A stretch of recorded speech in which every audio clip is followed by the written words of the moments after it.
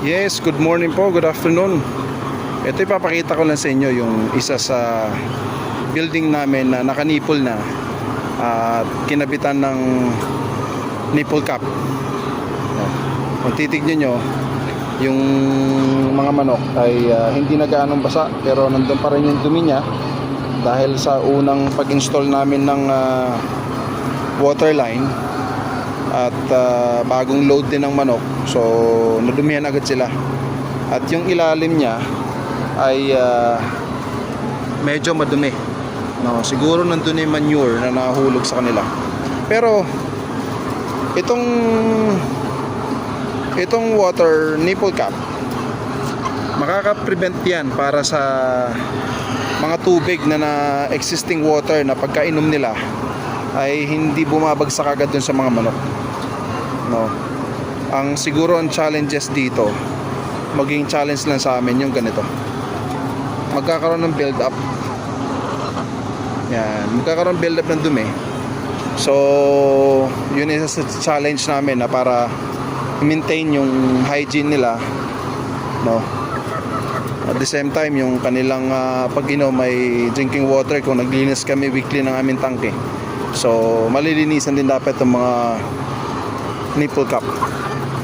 So ilan-ilan pa lang naman ang madumi, so pwede pa siyang maikutan. Yan. So ito ay nasa 87% na po to.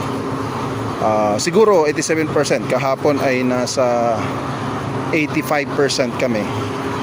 Aming nakolekta naming itlog kahapon. So, yan. So medyo malinis na rin to kaysa compare dun sa building na pinakita ko sa inyo dati. Ito ay kaloload lang noong August. So ngayon ito ay 26 weeks to be exact, 27-3. So ang production namin ay 86% o 87% to siguro ngayon.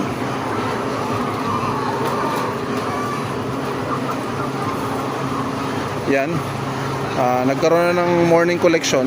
So 11 to 1 ang collection nito, 2 hours. Tapos minamanual collection na lang yung mga pailan-ilang itlog para makahabol sa production for today. So yun lang, sana ma-inspire kayo sa video to, makita nyo, and then you are free to ask kung ano man ang gusto nyong itanong based the management na meron tayo and experience ko along the way.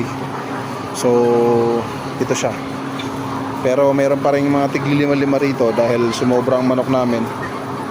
Anyway, yun, okay naman sila, they're in good condition.